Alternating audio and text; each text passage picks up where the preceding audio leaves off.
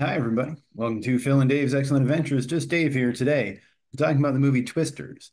This is going to be a spoiler review, so if you are concerned about spoilers, I would suggest you go and watch the movie first before you watch this review. So, Twisters is a sequel to the movie Twister from 1996. It's about a group of scientists, storm chasers, who attempt to launch barrels of a sodium polyacrylate solution into a tornado with the goal of reducing its intensity. So overall, what I liked about the movie is I liked the cast. Daisy Edgar-Jones is in here as Kate Carter, sort of the main character. I really liked her in Where the Crawdads Sing. I think that's really all I've seen her in, but she's a British actress, and I liked her in this. Glen Powell, he's always good. He was in here as Tyler Owens, a sort of a internet kind of YouTuber, or whatever you want to call it, influencer, who's sort of a storm chaser on the internet.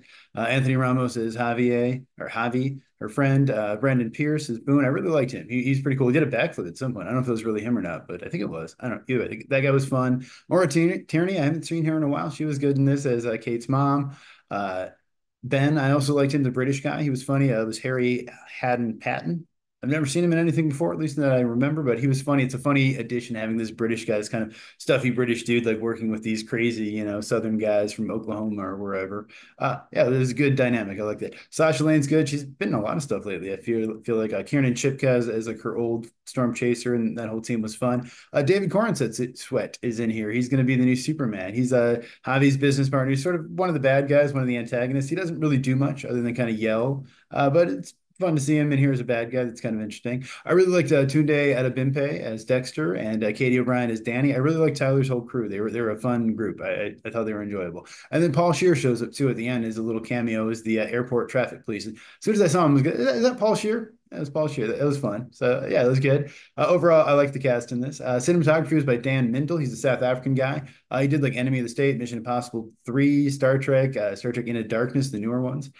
Star Wars, The Force Awakens, Rise of Skywalker. Works with Tony Scott and J.J. Abrams a lot. Music in this was by Benjamin Wallfish. He's a British guy. He did Blade Runner 2049, Shazam, It Chapter 2, Invisible Man, a bunch of stuff, Flash, A Cure for Wellness. Yeah, I thought the music was fine. I mostly enjoyed it, I think. Some good songs in the soundtrack here. We had Ghost Riders in the Sky, which I love. Not the Johnny Cash version. I think it was the Charlie Crockett version. And we got a Tyler Childers song in here, Song While You're Away. I like Tyler Childers, so that was good. I think the movie had a really good mixture of CGI and practical effects. Which is really cool because like CGI looks great. They did a great job. Now, obviously, all the tornado stuff I assume is all CGI, but they did some what I think was practical stuff too, where there'd be a car or some kind of a vehicle or equipment coming towards someone. It looked like at least they actually had some sort of a facade or whatever, something coming at them. I think they did a good job of mixing together and making it look really good. There's a lot of really good tense moments in the movie. There's a sort of beginning scene with them where they initially introduce I forget the character's name, Kate's storm chasing team, and we sort of see the stakes. We see that her entire team, essentially, again, spoilers, dies in this, including her boyfriend. So it's like, yeah, it's rough, and it's understandable why she decides to move to New York and kind of give up storm chasing and stuff. But that scene was great. I really like the setting up the lion scene was another good kind of tense scene. There's that theater scene where the seats are being sort of ripped out, and it adds to it when you're in the theater and they have a scene, in the theater. It's like, oh yeah, that's kind of cool. It's fun. Of course, I'm in Michigan where we don't really get tornadoes, but still, rodeo scene. There's a lot of good scenes, a lot of good tornadoes. There's God, I don't even know how many. Five, six, 10 tornado scenes in this. Plenty of tornadoes in this, so you can't complain. There's not enough tornadoes. I think the overall story was good. I like that they were trying to help people and they kind of stuck to the human element. They focused on like helping people after tornadoes. There's even a line in there where Glen Powell says like, "Oh, we only judge the severity of a tornado after the effect, see what the damage is." Or I don't know if he's got that thick of a Southern accent, but I like that. I like that they kind of kept the human element and that they were trying to help people. And it's a noble cause, and it made me care about and really like the characters and stuff. There's some cool stuff too, like the fireworks inside a tornado. That was fun. That was cool to see. Again, I'm sure it was all CGI, but it looked good. I liked it. I like Tyler's truck and his whole setup with his whole people, the way he would, drill in with like augers and stuff to like anchor himself down, and they added extra weight and all that kind of stuff. That was cool. It was fun. I don't know if I assume that is something that real people actually do. But that was cool. I like there's sort of a twist about Javi, her friend. Turns out he wasn't his goals weren't as noble as she thought, and they were, kind of in it to make money or whatever. And they do that whole sort of thing where, he's looking for the dog, and then he's like, you don't even know who you're working for, and she's like, what are you talking about? You're the one who's selling T-shirts over here, and he's like, yeah, you don't know what you're talking about. I got to go find this dog, and I immediately knew what was going to happen. It was very predictable, but I still liked it. And then her friend comes up like, oh, here, you want some food? Oh, it's free. That's why we always sell those T-shirts. And you're like, oh, of course he's a nice guy. And then he comes back, and she's like, did you find the dog? He's like, of course I found the dog. I was like, all right, yeah, honestly, I get it. Yeah, this guy is charming. This guy is cool. So yeah, that was all fun. I really liked the whole romance between them. I think was fun too. It wasn't overdone. It wasn't forced. But it was nice. I wanted them to get together in the end. They seemed like they were sort of made for each other, and they didn't overdo the romance too much. So I enjoyed that aspect of it as well. And yeah, overall, it was a fun movie. It was good. It made tornadoes scary, which again, someone in Michigan who doesn't really experience tornadoes, it was enjoyable. It makes Oklahoma look terrifying. At least this part of Oklahoma where it's like, oh my God, guys, move. What do you live there for? Come on. But it was fun. It was good. I haven't seen a natural disaster movie in a while, so it was really fun to see that. As far as what I disliked about the movie, overall, I think all the performances were great, but I hate to criticize an actor's performance, but I feel like maybe Anthony Ramos as Javi, there was at least a couple scenes. There was one where he's like a voiceover, and I'm just like, yeah, I don't know, this guy, I feel like I can tell he's acting a little bit. He's just maybe not quite on the same level as everyone. Maybe that's just me. I don't know, but at the very beginning of the movie too, they're kind of doing this thing where they're like, oh, she's filming, and they're joking around, and it just kind of didn't work for me. And maybe it's just because I didn't know these characters yet. I wasn't familiar with the movie yet. Maybe if I watched it again, I would like it more. But at the time, I was just like, I remember thinking like, oh, this isn't very good. I'm a little worried about this. I don't know about this. That being said, I eventually did grow to like them, and I liked all the other people. But the initial career, nothing wrong with the actors or anything, but it was just like, I don't know, it kind of came across a little fake. Weirdly, they show a scene later where she's like talking to her boyfriend. They do kind of a similar thing, and that scene worked for me. So I don't know, maybe it was just me. There's a part of the beginning where they said overpass, and she's like, no, they aren't safe. And then they go and hide under the overpass anyway. I'm like, what? Why did you do that? I don't understand. And then there's a part where they hide in the pool, but I'm like, I don't know, is a pool really a safe place to hide? I mean, I guess it had like some kind of um pipes and stuff for them to hold on to, which I'm not quite sure why they had exposed pipes in that pool. But I mean, they lived. I don't know. I'm always a little concerned about movies like this, though. I don't want them to give out bad information, and people could get hurt if they go, "Oh, hey, in that movie, that's what they did, so I'm going to do that." Like, it's always a little concerning. And again, I don't know. I'm just maybe a pool is safe. It's definitely not safe if it's got water in it. Now, if it's drained, maybe I don't know. It just seems like when the tornado to just go into the pool. I guess I'm not sure. I don't really know how tornadoes work. And I do think maybe there's an argument to be made that maybe Kate's a little too perfect. Now, granted, she does, mess up. She's not, perfect in every way. She had some mistakes with her initial whatever, with the plan or whatever they said it was the model. There was a mistake with the model of her whole trying to soak up the tornadoes with diapers thing. But yeah, it does seem like she's always right. She's always the one who always does the right. Now, granted, she does mess up. They mess up setting up the line thing at the beginning and stuff.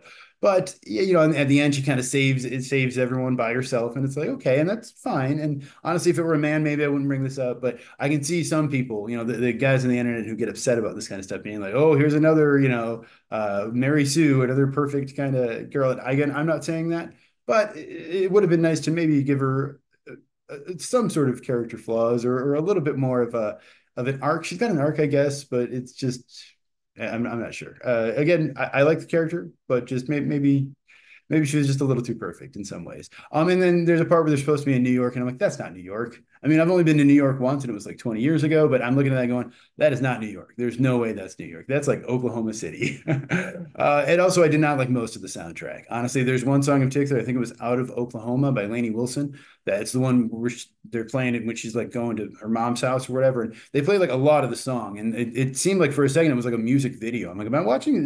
Did they just stick a country music video in the middle of this? It was like that Spider-Man movie that Mark Webb did, where they just played like some, I don't even remember, it was Nickelback or some what's his name, Philip Phillips or something like that. I don't remember. Either way, it was just a little out of place for me. And again, I just didn't like the song. I didn't really like. I think it was Ain't in Kansas Anymore by Miranda Lambert. I sort of like Miranda Lambert. I like some of her stuff, but I didn't like that song too much. I didn't like a lot of the songs. I'm not a big country music guy. I like some of the older stuff, like Johnny Cash and that kind of stuff. And I do like some of the other guys like Tyler Childers and some of those kind of more, I guess, bluegrass type stuff. But the poppy kind of country stuff doesn't really work for me. And again, I don't know what I'm talking about. Maybe if I heard it again, I would like it more. And I'm sure they're respecting people like them. And just for me, it's a bit of a turnoff for country music in general, I guess. And the score again, I don't think the score was bad. And I've liked I forget the guy's name already, but I've liked some of his other scores. But there was a couple parts where I was just like, the score just seemed a little like a kids movie to me or something like a '90s kids movie, or kind of not exactly that, but like a little bit of where I'm just like, where it's like kind of stuff, and I'm just like, okay, I don't know about this. And it was maybe a little too long. It's 122 minutes, just over 2 hours, and I don't know. Maybe, I feel like maybe they could have cut a little bit out of it, but mostly I liked it. So other than that, movie is directed by Lee Isaac Chung. He is an American filmmaker. His first movie was called Munyarangabo, which was the first movie ever in the Kinyarwanda language. I'm sure I've said all of that wrong, but that's first I've heard of that. But I do know he did Minari, which came out in 2020. He got like a Golden Globe award for that for Best Foreign Language Film, and he got a nomination for Best Director and Best Original Screenplay at the Oscars for that. So that was a pretty big deal. And he also did like an episode of The Mandalorian. So I think a lot of people were it was a surprise for him to then take on this big kind of disaster movie after this.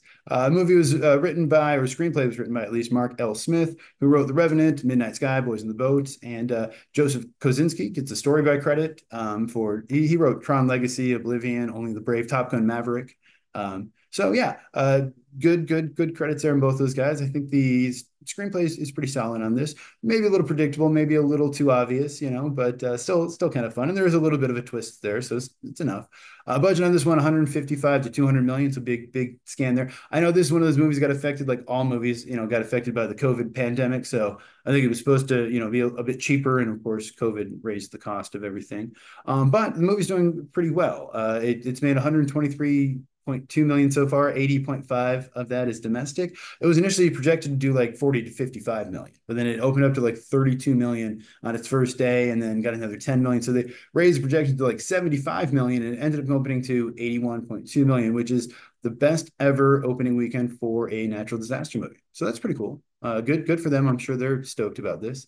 Rotten Tomatoes on this one, it's doing pretty good. The critics like it at 78%, and the audience is at 92%. So the audience is liking it a little bit more, but in general, most people are seeming to think this is pretty good and enjoying this. I think it's got like an A- cinema score too, so pretty solid. So yeah, a lot of people, like I said, were sort of surprised that Chung decided to do this after Minari, but he was born in Denver. He grew up in Arkansas, so I think he's got some experience with tornadoes and stuff like that. And there's not really a lot of connections from this movie to the first movie. Obviously Bill Paxton passed away, but his son does show up. He's the angry hotel guest during the rodeo scene. And Daryl Cox, who was the trailer salesperson, who says, "Oh, you need an aluminum trailer in this," was also in the '96 movie as a mechanic, talking to Bill Paxton. So there's a little bit there, but that's about it. And I mean, yeah, they could have had Helen Hunt come back, or some of the other actors. Was Steve Zahn in the first one? I feel like Steve Zahn was in the first one. I don't remember, but either way, I'm sure there were other actors they could have brought back if they wanted to. They didn't, and I guess in a way I kind of respect that, because they didn't go for like the easy kind of member berries kind of thing. But also I wouldn't have minded a quick little Helen Hunt cameo or something like that. So yeah, the New York stuff, like I said, was not New York. It was Oklahoma City. It made it look like Manhattan, but yeah, it was pretty obvious it wasn't Manhattan, at least to me.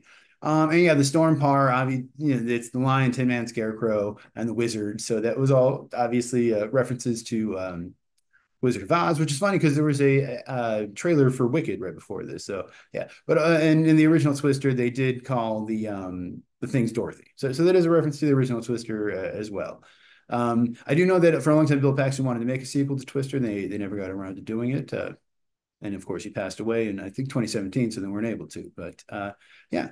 Other than that, yeah, the Dorothy stuff, Tin Man Wizard, that's pretty much the only real connections to the original movie. And, as much as I said, I liked the idea of them trying to do what they can to help people and stop these tornadoes from, damaging people's houses and ruining their lives and killing and hurting people. But yeah, like the New York Times did out a scientific review where they said like, yeah, that whole thing they did with the diaper stuff wouldn't work, or if so, it would just take tons and tons of the chemicals and would take a lot longer time and wouldn't work with doing the movie. Which, of course, that's movies twist the truth. It's how they go. But it's a little unfortunate that that's not a real thing that they can do. So at least they didn't try to nuke them, right? But I really like this movie. I thought it was really fun. It was an enjoyable time at the movie theater. Again, if I watch it a second time, I might like it less. Some of the flaws might be a little more obvious, but to me, it was a fun, good time in the movies. It was a good disaster movie. It made tornadoes scary. I had a good time. I was, on the edge of my seat, as it were, at least a couple times, or at least, there was some very tense moments in this movie. I really enjoyed it. So my score is going to be an 8 out of 10. That is really good. I really liked it. But if you saw the movie, let me know what you thought of it down in the comments below. Thank you so much for watching. I hope you have a great night, and I will see you here again next week.